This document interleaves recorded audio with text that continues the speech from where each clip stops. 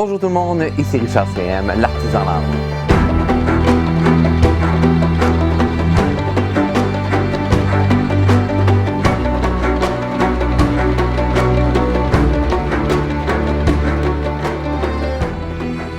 Alors, aujourd'hui, on passe à une étape supplémentaire au niveau des 3 balles. J'espère que tu as encore en vie, que tu as encore tous tes bibelots dans la maison, que tu ne sais pas arracher les cheveux de sa tête, que tu n'as pas tout détruit ou que tu n'as pas jeté encore tes balles. À force de jongler à 3 balles au début, c'est très difficile, je peux comprendre ça. J'étais le premier à avoir ce problème. Mais le truc que j'ai pris, si tu as de la misère à faire ton 3 balles comme ça, bien, en fait, il faut énormément de pratique, de patience, respirer, etc. Puis un petit truc, en fait, c'est si tu as de la difficulté, dans le fond, à ne pas échapper. Puis à un moment donné, la frustration est tellement intense que tu es vraiment tanné de ramasser les balles qui tombent par terre. Je peux comprendre ça.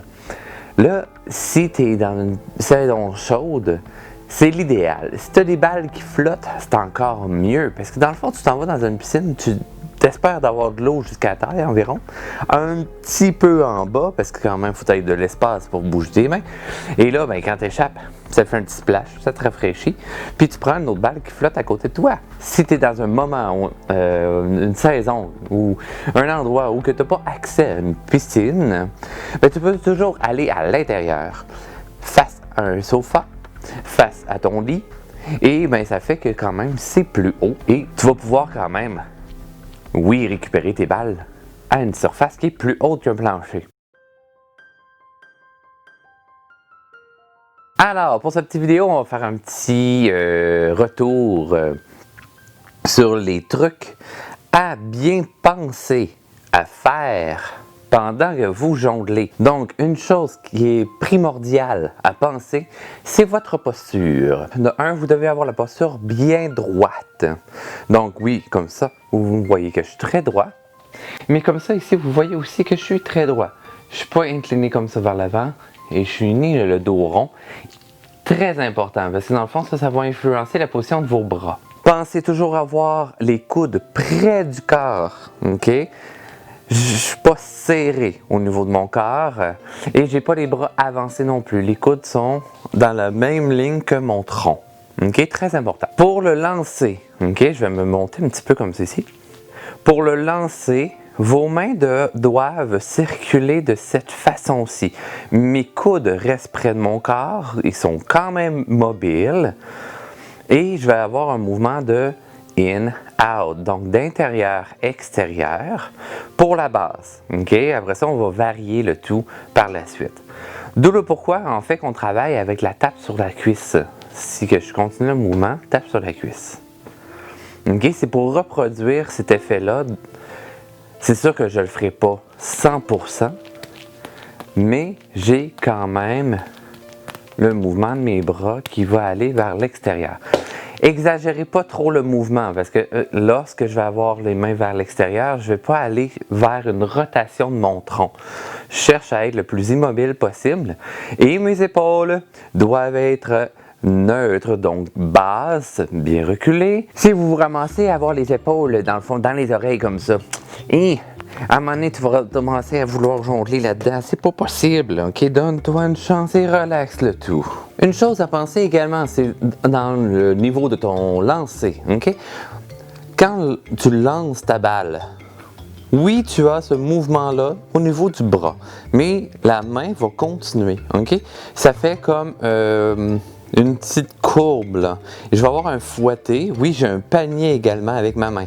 Toujours à garder en mémoire pour ensuite aller chercher le mouvement de haut en bas et bien entendu après ça avec la rotation.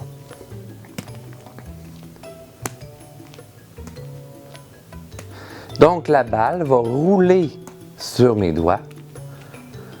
En fait, il faut que je pense à attraper à peu près à la hauteur de ma taille et le lancer se fait aussi à peu près à la hauteur de ma taille. Malheureusement, si tu as tendance à vouloir toujours avancer, l'idéal, c'est de jongler vis-à-vis un mur. Si tu peux choisir un mur en briques, ça dompte un petit peu plus vite. Parce que, vous voyez le principe?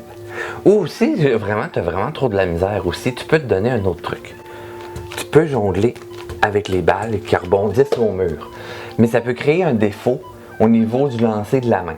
OK? Faire attention. Mais si tu jongles face à ton mur, ça va te dire si tu as une main ou l'autre qui avance et ça peut te dompter rapidement. Puis choisis le mur de briques. Tes jointures, ils aiment beaucoup ça. Si tu as tendance à toujours vouloir avancer, tu peux toujours mettre tes pieds sur des petits livres, un dictionnaire ou aller dans des escaliers. Comme ça, si tu as tendance à vouloir à faire un pas devant, ben tu pourras pas, tu vas tomber. Maintenant que tu penses à avoir une bonne posture, le dos bien droit, le lancer des balles, le fouetter des mains, les pieds bien ancrés dans ton sol, il suffit de pratiquer afin d'être capable de jongler sans trop de problèmes. Tu dois faire 20 secondes sur place en jonglant pendant 20 secondes comme ça avec toutes les bonnes informations que je viens de nommer, ok? Donc la posture, les bras et tout ça. Et tu dois faire un 20 secondes en déplacement.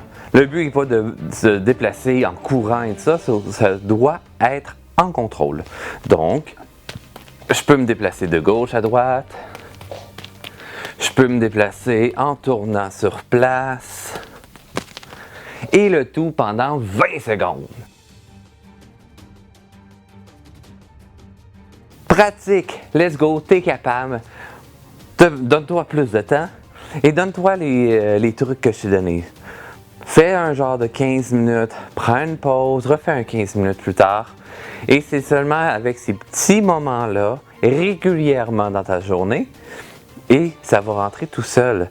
Parce que pendant que tu es en pause, le cerveau continue à travailler et il continue d'apprendre. Même si tu n'es pas en train de faire ta jonglerie, en fait, ça prend un moment de pause. Tu vas pouvoir assimiler, ça donne le temps à ton cerveau de comprendre. Parce que lorsque je suis en action comme ça, j'essaie de penser à tout. Ça fait trop d'informations pour mon cerveau à assimiler en même temps. Et lorsque je prends une pause, je fais d'autres activités, mon cerveau continue ce travail-là inconsciemment. J'espère que cette capsule t'a aidé à réaliser la jonglerie à 3 balles, que ça t'a donné plein de trucs et ça t'a peut-être même donné le goût d'en faire. Et si tu veux pousser l'aventure plus loin, regarde les autres capsules qui te montrent des défis supplémentaires à 3 balles et même petit 4 balles qui s'en vient dans la ligne. Alors, il suffit de pratiquer et tu vas être fier de toi.